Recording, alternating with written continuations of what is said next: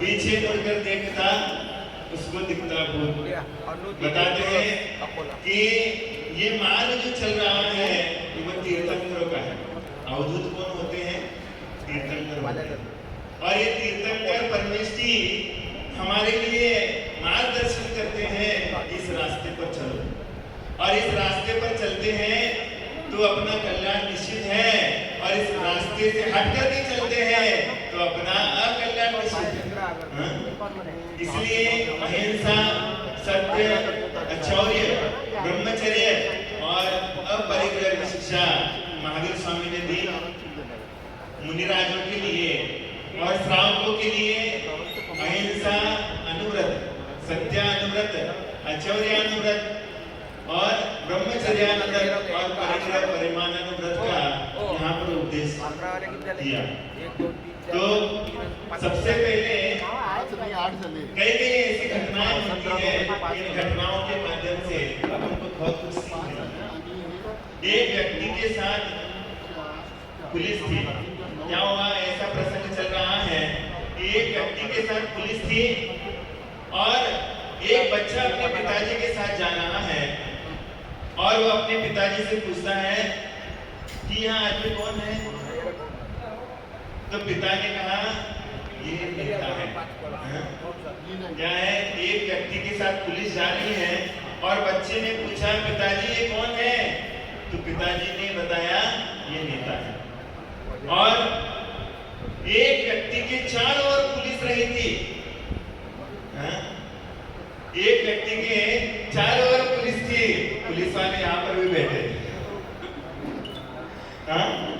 एक नेता के पीछे भी पुलिस है और एक व्यक्ति के चारों तरफ पुलिस थी और वो बीच में था। तो बच्चे ने पूछा क्या यह भी नेता है? बच्चे ने पूछा ये भी नेता है क्या? तो पिता ने बोला नहीं, ये नेता नहीं, ये चोर है। क्या कहने लगे? ये नेता नहीं, ये चोर है। तो पिता बच्चे ने कहा समझ गया। क्या कहने लगा? मैं समझ गया। लेकिन पिताजी मैं यह नहीं समझ पा रहा हूँ कि पहले वाला नेता और दूसरा चोर कैसे हुआ? मैं समझ गया, लेकिन आप बताइए कि पहले वाला तो नेता है और दूसरा वाला चोर कैसे हुआ? तो पिता कहते हैं बेटा यही तो जीवन जीने का तरीका है। यही तो जीवन जीने का तरीका है। पहले में पुलिस उसके अधीन थी। पहले में क्या है? पुलिस उसके अधीन थी और दूसरे वाला जो है पुलिस के अधीन है। क्या है? पहले वाले में पुलिस उसके अधीन थी और दूसरे में वो पुलिस के अधीन है। इसलिए अगर हम शॉर्ट वर्ड स्पीड आपको बताना चाहते हैं, अगर आप अपने जीवन में अपने इंद्रियों के अधीन रहोगे तो क्या है? आप चोर हैं। आप अगर अपनी इंद्रियों के अधीन रहोगे, आपकी इंद्रिय जो कह रही है उसके अनुसार आप चलने का प्रयास करोगे तो आप चोर हैं। और आप अगर इंद्रियों के ऊपर क्या कर रहे हो? आप इंद्रिया जैसे कह रही है, आपके अधीनस्थ इंद्रिया है, तो आप नेता नहीं, इस मोक्ष मार्ग के नेता है। इसलिए जीवन में आपको किसको जीतना है? तो जीवन में जीतना है तो अपनी इंद्रियों को जीतना है। और अगर आप इंद्रियों को जीतते हैं तो सचमुच में भगवान महावीर जो है नाम लेने से अपना हृदय गदगद हो जाता है, लेकिन आप स्वयं महावीर बन जाओगे तो दूसरे का हृदय गदगद हो जाएगा। तो दूसरे का हृदय गदगद होना है ये तो बड़ी बात होती है, लेकिन स्वयं अपने आप को भी इस मार्ग पर ला करके खड़ा करना चाहिए। इसके माध्यम से अपना जीवन बहुत ही उन्नति के तौर पे जा सकता है। इसलिए जीवन में 4 तरीके के लोग होते हैं। एक भाग्यशाली, सौभाग्यशाली और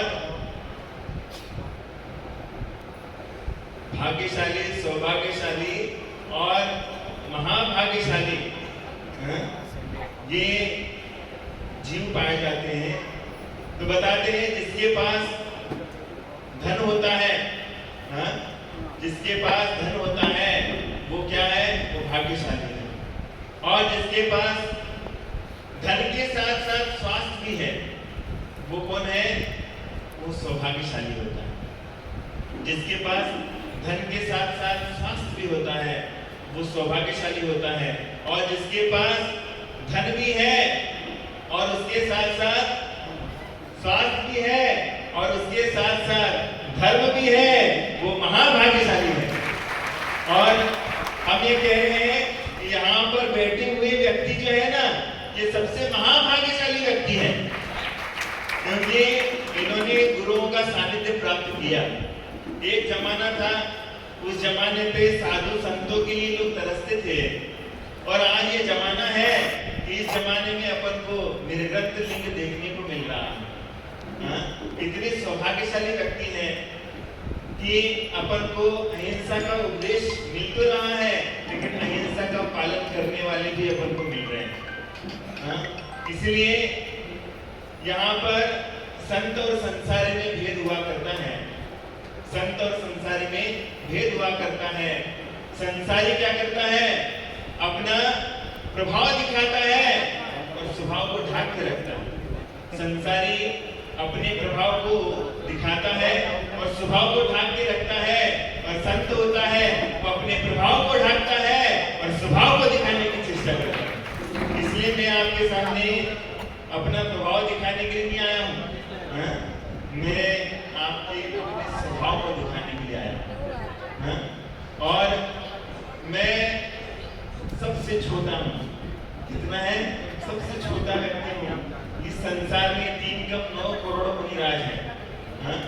3 कम 9 करोड़ मुनिराज है, लेकिन मेरा नंबर उसमें से सबसे लास्ट का नंबर। फिर भी मूर्तिजापुर वालों को देख करके लग रहा है कि इन्होंने मेरे को बहुत बड़ा संत मान लिया। बहुत बड़ा संत मान लिया, लेकिन मैं बहुत बड़ा संत नहीं हूँ, मैं बहुत छोटा हूँ। एक बड़े गुरु का सबसे छोटा, अनु से भी छोटा शिष्य हूँ। और इसके माध्यम से जो भी आप धर्म सीखोगे तो आपके जीवन में बहुत कुछ उन्नति आएगी। क्योंकि बूंद बूंद के मिलन से जल में गति आ जाए। बूंद बूंद के मिलन से जल में गति आ जाए। सरिता बन सागर मिले, सागर बूंद समाए। सरिता बन सागर मिले, सागर बूंद समाए। क्योंकि बूंद बूंद का ज्ञान भी अर्जन कर लोगे तो आप भी विद्या सागर में समाहित हो जाओगे। और विद्या सागर जो होता है वो कोई व्यक्ति नहीं होता है, वो तो केवल ज्ञानी होता है। जिसको कैवल्य की प्राप्ति हो गई वो विद्या सागर कहलाता है, केवल ज्ञानी होता है। इसलिए जीवन में कभी भी ये चीज मत समझना कि धर्म जो होता है वो धर्म हमें से जोड़ने का काम करता है। आप कितना भी दे दो, लेकिन देना जरूर सीखो। जिन व्यक्तियों ने देना नहीं सीखा है वो हमेशा संसार में दुखी पाए गए, और जिन लोगों ने अपने संसार में अपने जीवन में देना सीखा है वो संसार के सबसे अमीर आदमी बन गए। सबसे अमीर आदमी बन गए। इसलिए एक भिक्षु जो थे वो भिक्षु क्या कर गए? वो एक घर में भिक्षा मांगने के लिए चले गए, और भिक्षा मांगने के लिए चले गए और उन्होंने घर के सामने भिक्षा दे ऐसा बोला। भिक्षा दे ऐसा बोला तो अंदर से एक लड़की आई, बच्ची आई, कहने लगी साधु जी हम बहुत गरीब आदमी हैं, हम गरीब आदमी हैं, हम आपको कुछ नहीं दे सकते। तब साधु ने बोला कि तेरे पास कुछ नहीं है तो नीचे पड़ी हुई मुट्ठी भर मिट्टी डाल दे। क्या कर ले? नीचे पड़ी हुई जो मुट्ठी भर मिट्टी है वो मेरे झोली में डाल दे, लेकिन खाली हाथ मत लौटा। लेकिन खाली हाथ। तो फिर शिष्य पूछता है गुरुजी आप मिट्टी लेकर के क्या करोगे? तो शिष्य ऐसा पूछने के बाद गुरु कहते हैं कि भैया ये मेरे को कुछ चाहिए नहीं है, लेकिन मैं ये जो सिखा रहा हूँ कम से कम ये मिट्टी डाल देगी तो आगे क्या होगा, इसके जीवन में कभी ना कभी तो देने के संस्कार जरूर आ जाएंगे। कभी ना कभी तो देने के संस्कार आ जाएंगे। इसलिए जैन व्यक्ति कभी भी कहां पर भी जाता है तो वो अपने हैसियत से दान करता है। लेकिन मूर्तिजापुर में प्रथम बार आप लोगों को ये चतुर्मास का सौभाग्य मिल रहा है, लेकिन आप लोगों को भी अपनी शक्ति के अनुसार दान जरूर करना चाहिए। और कई लोगों की शक्ति भी होती है तो उसके हिसाब से दान जरूर करना चाहिए, क्योंकि आपके पास इनकम टैक्स का जो टैक्स रेट होता है वो आपकी कमाई के अनुसार होता कि नहीं? हाँ?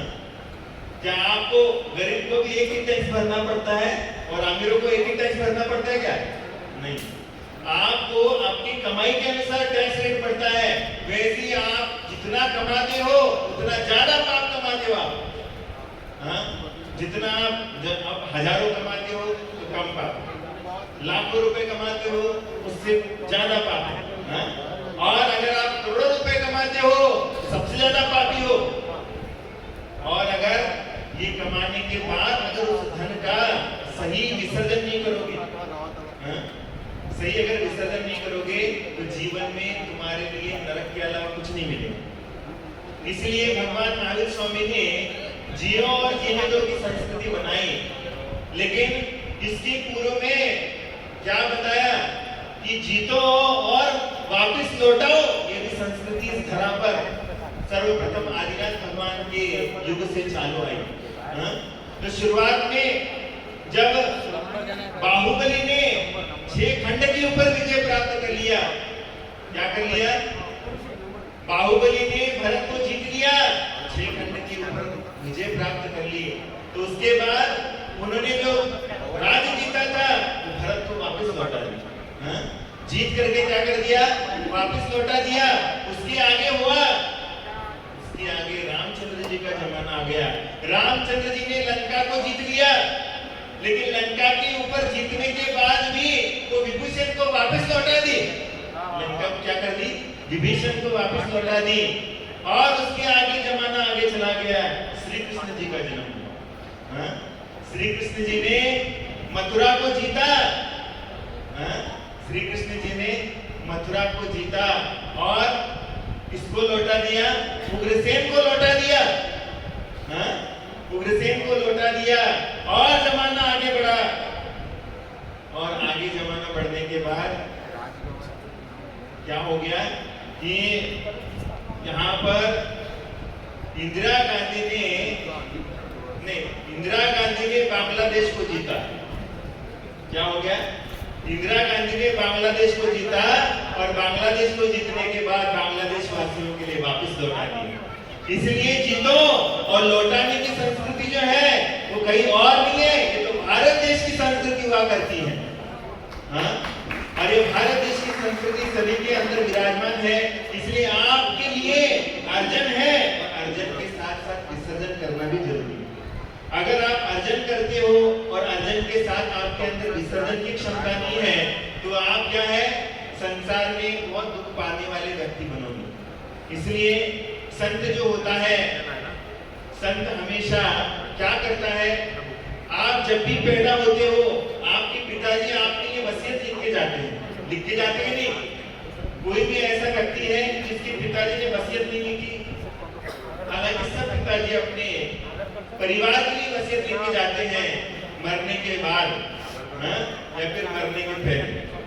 लेकिन संत जब संसार से जाता है, एक पिताजी मरने के बाद वसीयत लिख के जाता है और संत जब संसार से जाता है तो नसीहत लेके जाता है।